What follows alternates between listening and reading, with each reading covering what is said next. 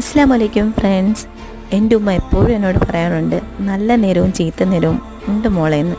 ശരിയാട്ടോ, ചീത്ത നേരത്തിന് ശേഷം തീർച്ചയായും നല്ല നേരം വരും. സമയം അതങ്ങനെയാണ്.